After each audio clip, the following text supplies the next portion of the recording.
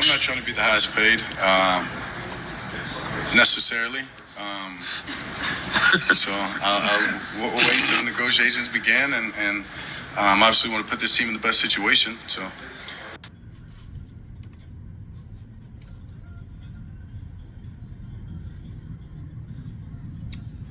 What's up, good people? Mark Holmes here, and as always, I want to say thank you all for watching, commenting, subscribing, and being part of the Joe Boo Sports Report.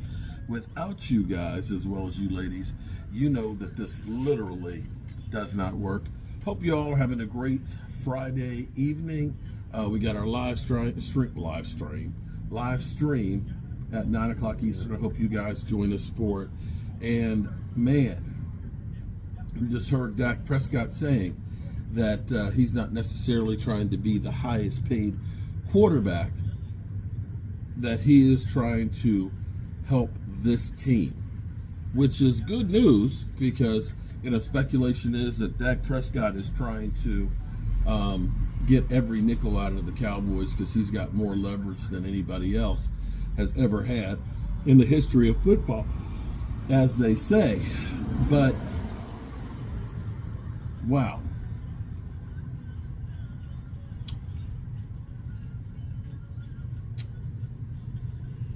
Sometimes you got to read between the lines.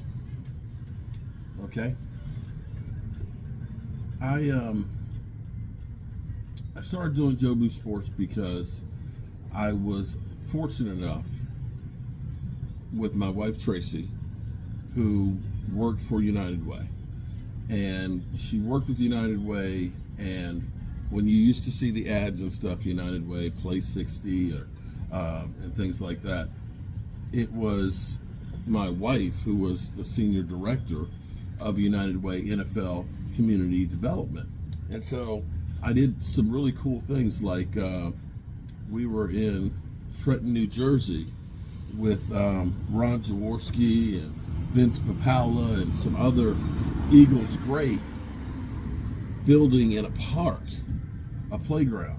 I've been down in Texas with Deion Sanders, where we ended up building a playground for there. I've been to Green Bay, where at an elementary school we built planting beds and greenhouses to teach them about nutrition and stuff. I've been to New Orleans renovating houses and things. And one of the reasons why I started doing this was, originally Facebook was sharing the experiences because I got to meet and work with some incredible players in the NFL. I can say that I have done stuff with NFL Men of the Year, Dak Prescott, Calais Campbell, Jason Witten and things. And I've been in awe with the experiences. One of the player that I wish we had the Dallas Cowboys, and had we made that move some years ago, when we always hear about, a guy is too expensive, was when Demario Davis left the Jets. And I remember talking to Demario. He was at my house. He loves some shrimp and grits, okay? And talking to him. And what he said was, because I said, hey man, the Jets was a team that drafted you and stuff. You played there for, 3 or 4 years and stuff. Is it going to be hard to leave that? And he said, what you have to understand is, I'm an independent contractor. At the end of the year, I get a 1099. I'm responsible for my own health insurance and my taxes and everything else. And at the end of the day, they don't necessarily have to honor the contracts. They can change things up. I can be cut at any point. And so what I have to do is, I have to do the best for me and my family. And see, here's the thing think about a doctor. They don't let doctors, per se, operate on their family because they're too invested into it. That's my family. You get too emotional. And so it's better to have somebody, a bedside manner where you're not tied in. You notice how a doctor is not, typically go, oh, let me give you a hug and this, that, the other. They're trying to stay impartial and not get their heart and emotional into it, because they have to make decisions based on the facts and not because of how they feel emotionally. So when Dak said to do the best for this team,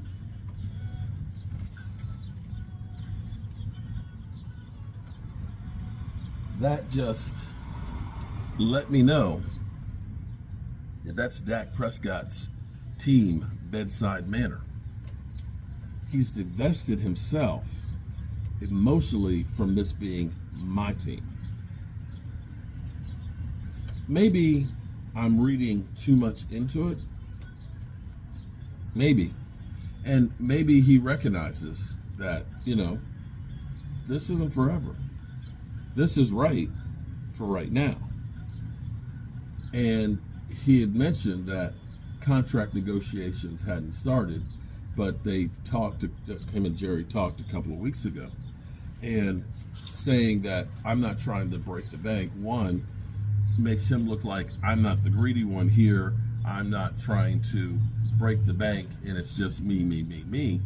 That puts it back on the Joneses to kind of look at this and say, okay, he's willing, or at least it puts the Joneses in a bad light, because basically what he's saying is I'm not trying to get every nickel. I want to get paid fair, but I want to do what's best for helping this team to succeed. In other words, I want to win, is what he's saying. And maybe he's just divesting himself emotionally for that, and realizing that if they're not willing to do that, then it is time for him to move on. So for me, what this says is, if I'm reading between the lines, this is what it says to me. Listen, I want to win a Super Bowl. I'm not worried about making every cent necessarily, unless you're not going to do shit. If you're not going to do shit to try and get me a Super Bowl, then I want to get every cent that I can from you. If you are trying to win, I will work with you. That's the way I take it. Maybe you take it differently. And I would love to hear how you feel about that. And I'll definitely be talking about this tonight at 9 o'clock. But to me, that says, are we about winning? Or are we about some bullshit? If we're about some bullshit, give me my cash and kiss my ass. If we're about winning, let's go win, and let's do what it takes to win. And I'm interested to see how people look at what he says. If they're saying, oh, great, Dak Prescott, he's great and wonderful and all that, or if they dig deeper into what he says. I can't honestly, I'll be honest with you. I'll be 100% real. I can't blame him, because I look at it from the standpoint of saying, listen, I've been here for 8 years. I have towed the company line. I have taken bullets for the organization. I have been politically correct. I have stayed out of trouble. I have always been ready to play. When I have gotten hurt, I have come back from injuries quicker. And when I look at other quarterbacks around the NFL, and I see that they go out and they get an A.J. Brown, that they extend Devontae Smith, that they go out and they get a Saquon Barkley, when they go out and they say, we're going to work and make sure we have the best offensive line, we're going to go out here and we're going to spend $400 million to try and make the team better. Doesn't necessarily mean that it's better than the Cowboys, but they're out there trying to do something. And on my side of the fence, I see we spent $11 million and we got a linebacker. I've lost 2 offensive linemen. I've lost my running backs now, my best 2 running backs over the last 2 years. I lost my, at the time, best wide receiver and 3rd best wide receiver, and you've done nothing to replace them. So I would start thinking about my future after Dallas, because I've given you everything and you're not giving it back to me. Peace.